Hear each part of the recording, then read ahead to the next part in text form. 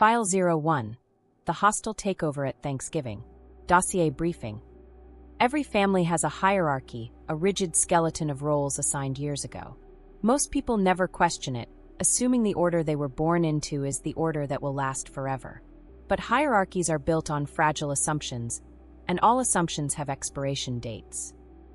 This is the file of a woman we'll call Maya, a strategist, a founder, and for one very long Thanksgiving dinner, the most dangerous person in the room.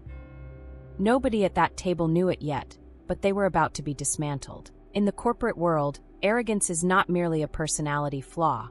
It is a structural vulnerability that blinds the ego to the movement of capital and the shifting of power.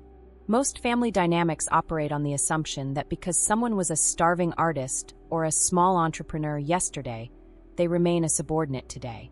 This case file documents the exact moment that assumption collapsed, serving as a masterclass in the patience required to execute a hostile takeover while maintaining absolute silence. To understand this case, you must first understand the concept of load-bearing family members versus performative ones. The performative member, in this case my sister Diane, creates noise. They build their identity on optics. The load-bearing member, myself, understands that power is not about being seen. It is about being the one who controls the systems that everyone else relies upon. Act 1. My sister Diane had a gift. It was not for business or strategy. It was for making others feel small in rooms full of witnesses. She operated with the confidence of someone who had never had to build anything from the ground up, only inherit what was already construct. Maya is still doing her little startup thing, Diane remarked, refilling her wine glass with a performative mocking sigh. You know how it is, burning through savings, calling it vision. I'm just glad Dad is finally ready to hand over the reins of the real business to someone who understands actual corporate structure. The table laughed. It was the easy, shallow laughter of people who felt comfortable in their superiority. Even Dad offered an indulgent smile, a look of pity directed my way. I said nothing.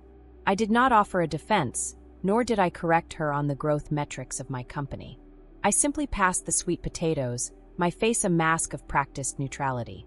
What they didn't know, and what I had spent 8 months ensuring they never suspected, was the nature of my startup. To my family, it was a hobby. In reality, it was a boutique firm specializing in forensic financial analysis and market entry strategy. We didn't build products. We identified systemic weaknesses in legacy firms and provided the intelligence for private equity groups to exploit those. 3 weeks earlier, I had been acquired. It wasn't a standard acquisition by a competitor or a typical venture fund. It was a strategic move by a private equity group that had been quietly circling our family business for 8 months. The very firm my father built, the legacy Diane was counting on inheriting. I was their inside operator. My phone sat face down on the mahogany table. I was waiting for one call that would render their entire conversation irreal. Act 2. Diane had built her entire identity around Dad's mid-size manufacturing firm.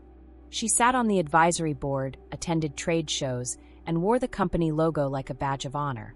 She assumed it was permanent, a stable foundation for the lifestyle she felt entitled to. She spent her days managing appearances. She was oblivious to the fact that for the past 6 months, the company's largest institutional lender had been in quiet default negotiations. She had no idea that the Real board, not the advisory one she occupied, had voted to accept a massive restructuring offer. She didn't know the lead acquirer had handpicked me to manage the transition. I hadn't told Dad yet. The terms of the acquisition demanded absolute confidentiality until the closing bell. I had spent my time observing the room, noting the small cracks in their armor. I thought about the 18 months of tax audits I had triggered, anonymously, that had exposed the creative accounting my father had been using to inflate the company's valuation. I had spent countless nights cross-referencing internal ledgers, finding the exact discrepancies that would trigger a covenant breach with the lenders. The The structural integrity of her inheritance was already compromised. I hadn't just watched it happen, I had engineered the friction. I wasn't just observing the family dinner, I was observing the final seconds of a dead entity. The company was already gone, it just hadn't realized it yet. Act 3. My phone lit up. I let it ring once, then answered. "This is Maya. Transaction complete." Marcus Webb's voice was cold, professional, the sound of pure financial gravity. "Board vote passed. Asset transfer confirmed. You are now the operating executive of Webb Sterling Holdings' newest portfolio company. Congratulations." "Thank you, Marcus. I'll be in touch Monday," I replied, setting the phone down. The dining room fell into a heavy, suffocating silence. My father looked at me, his eyes widening as he finally connected the name Marcus Webb to the meetings he'd been having on his calendar. He looked at me not with the pity he'd held minutes ago, but with a sudden dawning terror. "Maya," he started, his voice trailing off. "What was that about?" Diane demanded, her entitlement flaring as she sensed the sudden shift in the room's power. She looked agitated, defensive, her glass held too tightly. I looked at her, completely calm. "That was the confirmation that the acquisition of Dad's company closed tonight. I've been managing the transition for the acquiring firm for the last 6 months." The room froze. I folded my napkin neatly, the sound amplified by the sudden absence of conversation. "The board has restructured the succession plan. The company is under new leadership.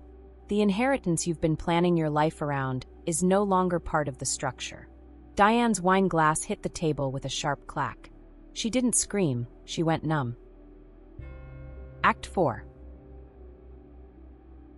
I didn't stay for pie. I didn't need to watch the collapse. I had already scripted it perfectly in my head. I had seen every version of this conversation, and none of them required me to be present for the aftermath. I left the house, the cool autumn air a sharp contrast to the stifling atmosphere inside. Diane called 14 times that night.